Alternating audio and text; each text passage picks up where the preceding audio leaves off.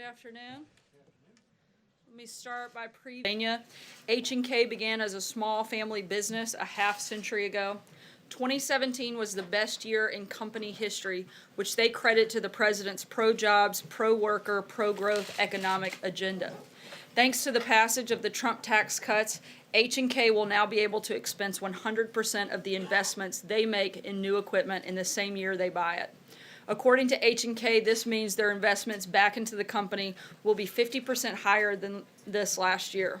That means millions of dollars will be invested in growing their business rather than propping up the bloated government in Washington. When they buy more trucks and equipment for their rental fleet, they hire more technicians to service them, buy more service vehicles to transport those techs from customer site to customer site, and buy more parts from their suppliers to keep the rental fleet running. All of this economic activity, spurred by the tax bill, will result in more jobs, higher wages, and a brighter future. The president looks forward to spending time with some of the workers who are reaping the benefits of the tax cuts and reforms, and we know this is just the beginning.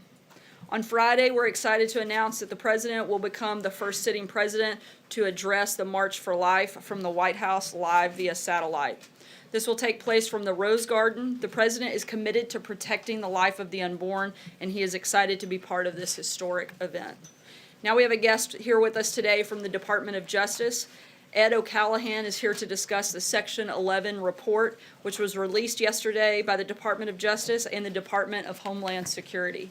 I won't steal Mr. O'Callaghan's thunder, but this report highlights the urgent need for Congress to adopt the immigration reforms identified in the administration's priorities. I'll bring him up now so he can make a statement, answer a couple of questions, and as usual, I know you will all be on your best behavior and ask him questions on this topic only, and then I will be happy to come back up and answer other questions on News of the Day. Ed?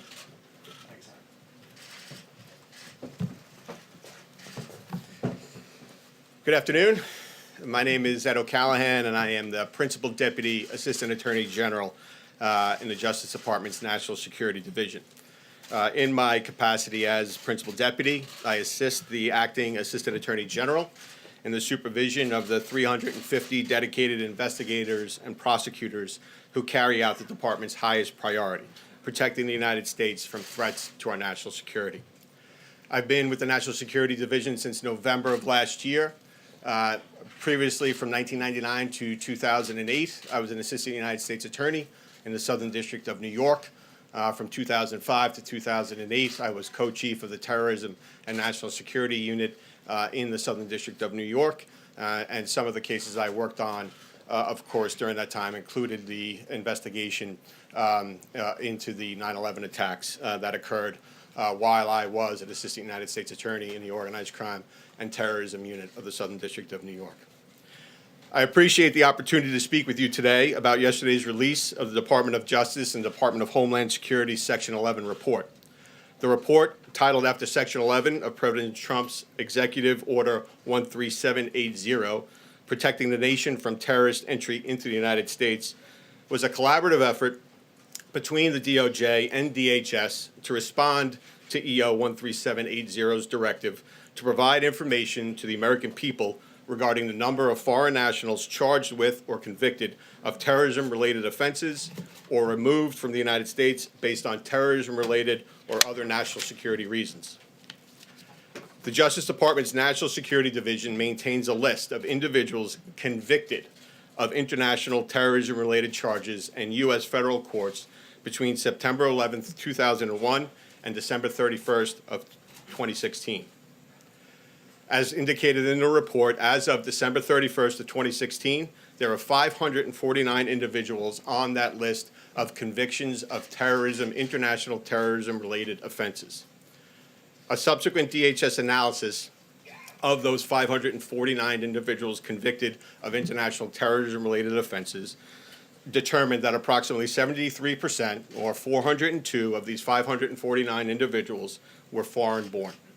A further breakdown of the U.S. citizenship status of these individuals at the time of their respective convictions shows that 254 were not United States citizens, 148 were foreign-born, naturalized, and received U.S. citizenship, and 147 were citizens, U.S. citizens by birth. I'll point out that one of the cases that's highlighted in the Section 11 report refers to a defendant who we convicted in the Southern District of New York named Uzair Paracha. Mr. Paracha came into the United States, I believe, in 1980 as a family member of a legal permanent resident. Mr. Paracha was ultimately convicted of providing material support to al-Qaeda. It's a case that I supervised when I was chief of the terrorism unit in the Southern District of New York. The evidence in that trial showed that Mr. Paracha attempted to assist other individuals who were affiliated with al-Qaeda to try to enter the United States based on false statements in immigration documents. And in fact, Paracha assisted and took on the persona of one of the individuals who he was attempting to try to get back into the United States to commit terrorist acts here. The individual statements provided by that individual demonstrated that he was attempting to come back into the United States to commit attacks on gas stations in New York, my hometown. By the fact that we were able to prosecute Paracha, it stopped that attempt to engage in additional terrorist attacks here in the United States. Additional items included in your report demonstrate that the U.S. Immigration and Customs Enforcement provided information that shows that there have been approximately 1,716 removals of aliens since September 11th, 2001, because of national security concerns, a designation that is determined by ICE within the Department of Homeland Security. Obviously, there are certain times where, although there are national security concerns about foreign-born individuals who are in the United States, a federal prosecution for one reason or another is not the suitable way to go about dealing with the threat posed by that individual. So the immigration authorities have other tools at their disposal, one of them being the removal tool, which is cited by ICE in the Section 11 report. It is the case that the threats to our national security are not showing any signs of relenting. In fiscal year 2017 alone, DHS encountered 2,554 individuals on terrorist watch lists, formerly known as the FBI's terrorist screening database. Those individuals were, of course, attempting to get into the United States. Additional important statistics provided by DHS and documented in the report include the fact that between October 1st, 2011 and September 30th, 2017, a total of 355,345 non-citizen offenders were administratively arrested after previously being convicted of an aggravated felony or two or more crimes, each punishable by more than 1 year, a regular felony. During that same time period, according to DHS, 372,098 non-citizen offenders were removed from the United States after conviction of an aggravated felony or two or more felonies. And between fiscal year 2010 and fiscal year 2017, Customs and Border Protection, CBP, identified and prevented the boarding of 73,261 foreign travelers on flights destined from the United States who may have presented an immigration or security risk. In a statement yesterday about the report, Attorney General Sessions indicated that there are currently thousands of terrorism-related investigations into thousands of people in the United States, including hundreds of people who came here as refugees. In addition, citing surveys previously commissioned by DOJ components, the report noted that there are an estimated 23 to 27 honor killings every year in the United States, and that there are an estimated approximately 500,000 women and girls in the United States at risk of undergoing the abhorrent practice of female genital mutilation. In October of last year, the Trump administration laid out a series of immigration policy objectives to ensure safe and lawful admission to the United States, defend the safety and security of our country, and protect American workers and taxpayers.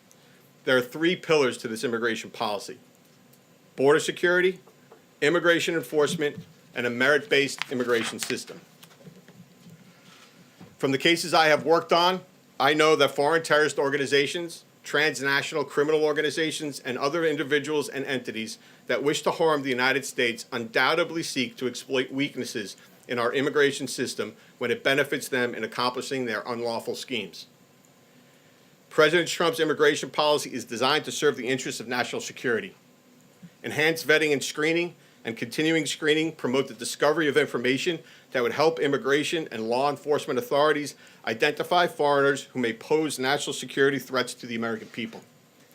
Rather than basing admission decisions on programs that lack accountability, like diversity visa lotteries and extended family chain migration, adopting a merit-based system rewards skills and qualities that include, but are not limited to, education, English language proficiency or fluency, and/or job skills. As a prosecutor tasked with protecting our nation's security, I know some of our cases have involved exploitation of vulnerabilities in our current immigration system. The Attorney General is committed to restoring law and order in our immigration system so that we can address and work to eliminate the vulnerabilities that can be exploited by those seeking to undermine our public safety. Those are my brief remarks. I'm happy to take some questions. Sir, in the middle. Thank you. Do you find it alarming that more than 25% of people convicted of international terrorism-related charges were natural-born U.S. citizens, and what is the administration doing to address that issue? So the Department of Justice's enforcement of the international terrorism laws are focused on the conduct that is found to be committed by individuals, no matter where they're born. The statistics that you have for the first time compiled in this way in response to the executive order and directives therein demonstrate that the international terrorism offenses that we have prosecuted in the National Security Division and achieved convictions on, that there's 73% of foreign-born. We're going to prosecute anyone that we can make cases against that are posing threats to the national security of the United States. The statistics that are brought before you in the Section 11 report respond directly to the directive in the executive order about international terrorism offenses, and now those are the statistics that my division, the National Security Division, keep. Mr. Collins. Sir, in the middle. Thank you. Thank you, sir. Thank Yeah, you. my question is. Okay. Thank you. You're next. Yeah. Very simply this, has there been any change in the administration's stated policy about using Guantanamo in dealing with international terrorists? No. I'm not aware of any change in the administration's stated use of the Guantanamo. The administration is committed to enforcing our terrorism laws and any law that we can against anyone who will present harm or threats to the United States. There are considerations as to how any potential case may be addressed so that any threat that is posed by any individual is neutralized. The administration and Attorney General Sessions are committed to consider all options as to how we can neutralize any threats posed by anyone that may fall into a terrorism category. So Guantanamo is still going to be around for a while, and there's no plans to close it at all? I'm not aware of any administration plans with respect to Guantanamo. I can tell you it's still around. Sir. Thank you. I'm hoping you can explain some of your logic here a little further, because you talked about the immigration system and reforming the immigration system to protect Americans in the United States. But a lot of the crimes that you're using as examples to justify changing the immigration system are crimes that were attempted crimes or would have taken place outside the United States, people wanting to travel outside the United States to fight, providing support to fighters outside the United States. And I understand there's a nexus there with U.S. forces in those regions, but if the point is to reform the immigration system to protect Americans, can you provide more information, more statistics that show doing so would have prevented people from coming in who committed more crimes inside the United States? Do you have maybe better examples that fit what you're trying to say? So a few points to that. One is this is the first iteration of this report in response to the executive order's directives, and we, in working together with DHS, certainly expect to have more statistics and address some of the issues we weren't able to address in this initial report in future iterations of this report. In terms of the cases that are reported, I mean, if you do look at the cases, some of which are included in the Section 11 report, There are certainly cases that relate to conduct that has been committed in the United States, conduct that is in support of, for instance, Al-Qaeda or ISIS. So there are plenty of examples of conduct that was actually committed in the United States, which would, in the way that we define it, qualify as an international terrorism investigation because it relates to a foreign terrorist organization or terrorism conduct. So thirdly, I would say, of course, we're trying to prevent through any way we can, and the administration, of course, supports us. We're trying to prevent terrorist attacks. And so the most successful prosecution that I've ever been involved with are ones where we actually are able to stop it at a conspiratorial stage, so that there are individuals who clearly through their conduct and their activity and what they're saying are agreeing to commit a terrorist act in furtherance of the goals of a foreign terrorist organization. But we, in conjunction with our law enforcement partners, are able to prevent it, convict them, and then they'll be included in our international terrorism offenses. Sir, I'm just trying to figure out, and maybe I'm not understanding this, how preventing people from coming in who were conspiring, for instance, to go fight in Syria would have protected people in the United States. These are international terrorism crimes, and they weren't all planning attacks in the United States. They were planning things overseas. And you want to reform the immigration system, and it seems like the focus there should be on things that people did in the United States to people in the United States.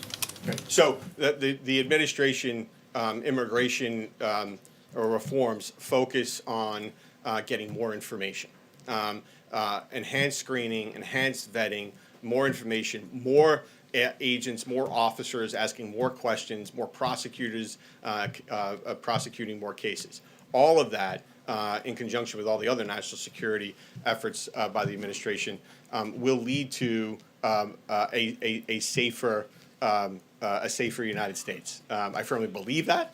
I know that the fact that there are individuals here in the United States that are willing to, in support of ISIS-related philosophies, engage in and talk about engaging in committing acts here in the United States that we're able to prevent, I think that makes the American people safer, and I know the Trump administration does. Sir, given that the discussion today is focused on national security, which is your area, I'd like to ask about national security as it relates to the arrest recently of that ex-CIA agent, Mr. Lee.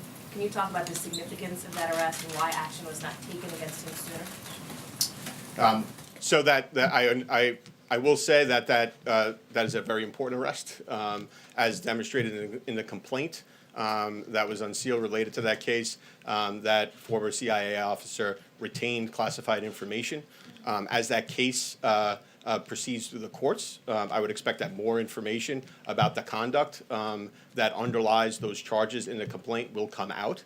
But as of now, that case was investigated before I came to the National Security Division. It's an important case. It goes to illegal retention of classified information, and so he's going to be prosecuted to the full extent of the law. We'll take Can we do one more on the report?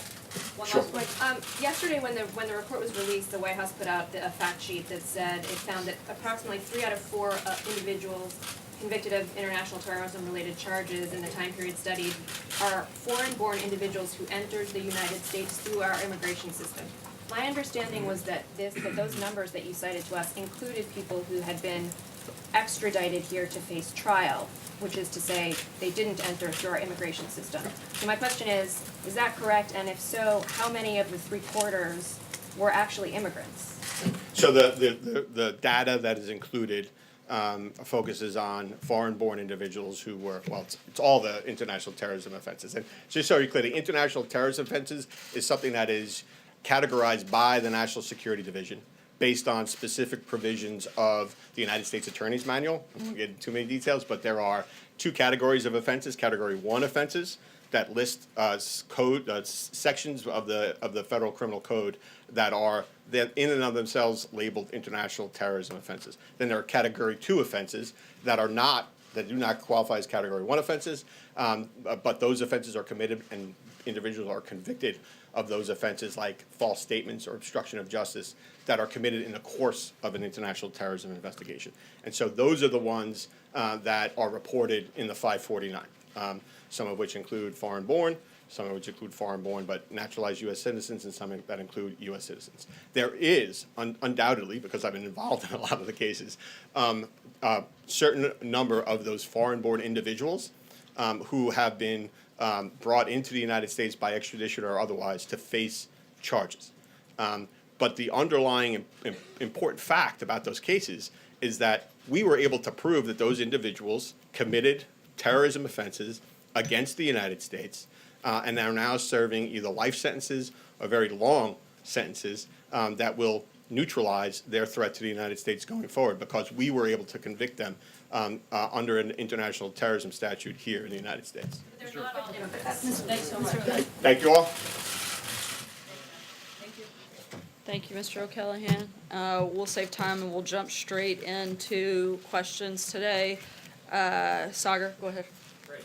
Sarah, there have been some suggestions in the media today that the president does in fact suffer from heart disease, that his weight is larger than was indicated yesterday. Does the White House stand by Dr. Jackson's report? Absolutely. Dr. Jackson has been a White House physician for the last 12 years, trusted by Presidents Bush, President Obama, and now President Trump. He is the only doctor that has weighed in on this matter, that has actually examined the president. And so I think a doctor that has spent the amount of time with the president, as Dr. Jackson has, is not only the most qualified, but the only credible source when it comes to diagnosing any health concerns. And we support what he said yesterday 100%, that the president is in excellent health. And I think he exhausted just about every question that you guys have and showed probably that he's in pretty good health too, to stand up here for an hour and take questions. John?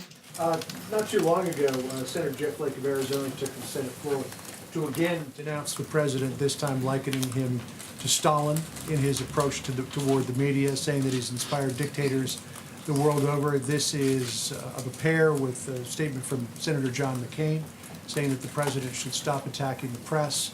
At some point today, you're supposed to give out fake news awards. What do you think of what Senators Flake and McCain have said, and what's up with the awards?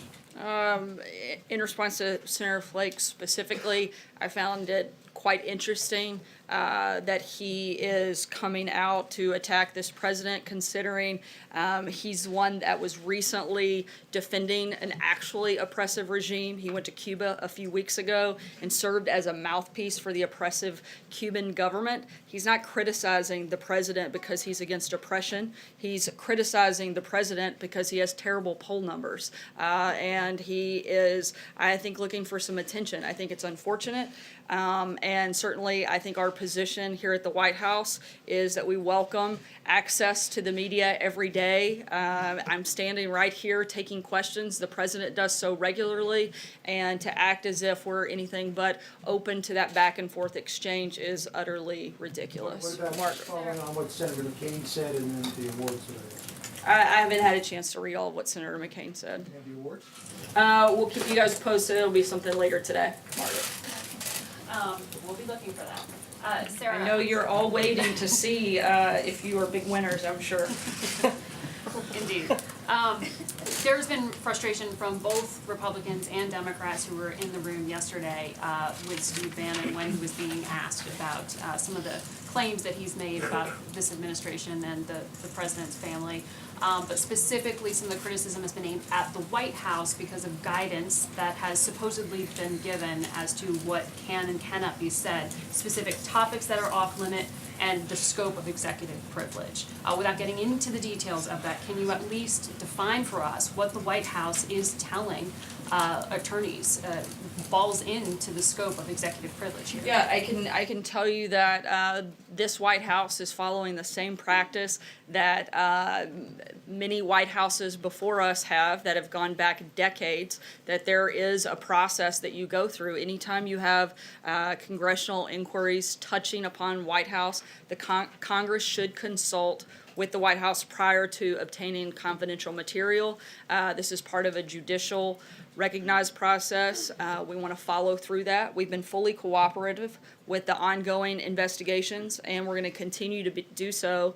And we encourage the committees to work with us to find the appropriate accommodation in order to ensure Congress obtains all the information that they're looking for. But there's a process this works through, and it's not just isolated to this instance. Executive privilege is something that goes back decades because it's something that needs to be protected, whether it's during this administration or 20 years from now. We want to make sure we follow the process and the precedent, and that's all that's taking place here. The allegations that the scope of that executive privilege, not just the time in the administration, but time after and time during the transition, is broader than it has been in past administrations. I can't Is that speak to the accurate? details of that. I can simply talk about the process and that we're following the same process and past practice of previous And administrations. are there alternative categories that the White House? Again, I is can't get into the details. I can only discuss the process. Ashley? Thank you. Following on that question, there's a news report out today that Steve Bannon's attorney was relaying the questions he was asked by the Senate Intel Committee in real time to the White House. And so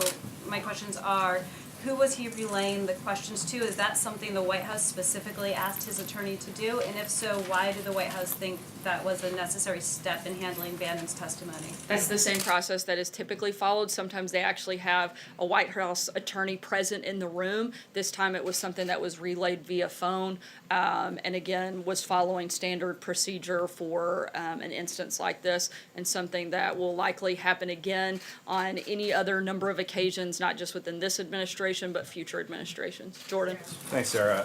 The House Republican leadership is proposing a funding bill that would provide the government funding through February 16th and reauthorize CHIP for 6 years. Is that a proposal that the White House supports? We do support the short-term CR. However, that's not our first choice. We'd still like to see a clean funding bill, a 2-year budget deal, but we do support the short-term CR, but we're going to continue moving forward in that process. Ken? Sarah, does the president think it's acceptable for Republicans or Democrats to allow a government shutdown at the end of the week? And you have obviously different options here, but does he think it's acceptable for a shutdown to occur? The president certainly doesn't want a shutdown, and if one happens, I think you only have one place to look, and that's to the Democrats, who are holding our military and our national security hostage by trying to push through other policies that have nothing to do with the budget. We would like to, again, get a budget deal done, a 2-year budget deal, a clean budget deal, and then focus on negotiations. Following that deal with finding a permanent solution to DACA and responsible immigration reform. We've said that many times before. Our position has not changed. Republicans control Congress, they control the White House. Take Is it 60 your votes, and responsibility? Republicans don't have 60 votes. So Democrats either need to decide that they're going to come here to do their jobs, and they're going to govern, and they're going to put our national security ahead of their own personal political agendas, or they're not. It's really simple, and that's a decision you're going to have to ask the Democrats. What's more important, national security or political agendas? I can't answer that for you. Cecilia? You just said that the president certainly doesn't want a shutdown. Last year, he tweeted that a shutdown would be a good thing. So what caused his views to He said it'd be evolve? good politics. A good shutdown. Yeah. That's what he said. Look, that's never been a preference of this administration. It wasn't then, it isn't now. And again, if that does happen, the blame, the fault will all lie at one place because we would like to see a budget deal happen. John? Yeah, thank you, Sarah. In an interview last Friday with Newsmax Television, the ambassador of Pakistan, Ambassador Chowdhury, commented on the president's decision to roll back most of the aid for security assistance to the Islamabad government. And he said Pakistan does not want aid, but more importantly, and I quote, Pakistan wants respect, and Pakistan wants recognition of our work and our contribution and our sacrifices. Regarding the president's comment that Pakistan has responded to the aid with, quote, lies and deceit, he simply said, we won't dwell on that part because it's not beneficial to either party. Your response to Ambassador Chowdhury? Look, our position is firm that we believe that withdrawing that aid is important, and I would refer you to the State Department on anything beyond that. Stand by the lies and deceit comment that the president made. Yes. Thanks, sir. Two questions here. I just want to follow up on a couple of my colleagues' questions here on negotiations, but on the first point about Steve Bannon. Understood your points about process and how this all works, but sort of broadly, is the White House afraid of what Steve Bannon might say in these interviews? Not that I'm aware of. I think we've been pretty clear what our position is in regards to this entire process, that there was absolutely no collusion. But in terms of, what he might say, I can't answer that. I can't speculate on that. I can simply tell you that we're following the procedure, whether it was in this committee or any other committee down the road. This is a process that's important to protect, and that's what we're doing. And on negotiations, the president has talked about wanting to find a bipartisan solution. You said you want Democrats to come to the table. If there is a government shutdown in, 3 days from now, does the buck stop with President Trump? I'm not sure how it would. The president's laid out what he wants. He wants a budget deal. He wants to have Republicans and Democrats agree on a budget, and we're happy to talk about other things. But the budget should not be tied to a political agenda that the Democrats are driving. Those are two very separate things. Mike? There's some legal experts are suggesting that the subpoena for Bannon shows this investigation is becoming more aggressive instead of winding down. So a couple questions. Is the president prepared for this investigation to last into the months to come? And following up on Hallie, would you encourage Bannon to tell all, like his camp is saying he will, to Mueller? Look, as we've said, regardless of who it is, we're going to be fully cooperative with the special counsel and encourage everybody involved in the process to be fully cooperative. The first part of your question is, are we prepared? I think we've been dealing with this hoax for the better part of a year. If we have to endure the ridiculous's for another month, we can certainly handle it. Do the American people deserve that? No, I don't think they do. Stephen. In the interest of clarity, you've spoken of how the White House counsel's office has been involved in this process on the Hill. Has the White House, to this point, actually asserted executive privilege, or are you talking about the potential? I'm talking about the process. I can't go any further than that. Quick question on the CR. You speak of how the president would like to see a short-term CR passed. Is he going to lean on the fellow Republicans who are in the House Freedom Caucus to see to it that they vote for it? Like I just said, we support the short-term CR. Our preference is the longer 2-year budget deal, but we support the short-term. So the answer would be yes, that he will encourage the House Freedom Caucus to vote for it? Yes, like I said, we support the short-term and think it is certainly better than not having that and having a government shutdown as the alternative. But again, our preference would be a longer-term deal. Blake? Sarah, when you look at the calendar then, January 17th, the budget deal potentially that goes to February 16th, the DACA expiration is up March 5th. Does the president want to see a DACA deal get struck before the next CR would end, or is he willing to potentially take this up to the deadline in early March? Look, I think what we'd like to see happen is let's make a budget deal by Friday, and then let's come back to work aggressively on Monday and make a deal on DACA and responsible immigration reform. We'd like to do all of those things, and we'd be happy to do them quickly if Democrats are willing to work with us and get on board. You also are rolling out an infrastructure plan this month, so if the CR gets passed this week, is priority number one next week DACA or trying to get support together for infrastructure? Look, we very much want to get a deal done on DACA. That's a big priority for us right now, but we can certainly manage more than one thing at a time, as we're used to doing around here. And if infrastructure gets rolled out by the end of the month or the first part of next month, we'll certainly be working on that as well. Kristen. Sarah, thank you. This weekend, President Trump planning to go to Florida and apparently some celebrations for the 1-year anniversary of his inauguration. Is that appropriate if there is in fact a government shutdown, or would he consider changing his plans? Again, we hope that Republicans and Democrats will come together and that we'll have a budget deal. We still are focused on that being our top priority. If that doesn't happen and there's a schedule change, we'll certainly let you guys know. How does he see his role, Sarah, in getting the ball over the finish line? I know you're pointing the finger at Democrats, but bottom line, he's the president. So how does he plan to make sure this government stays open?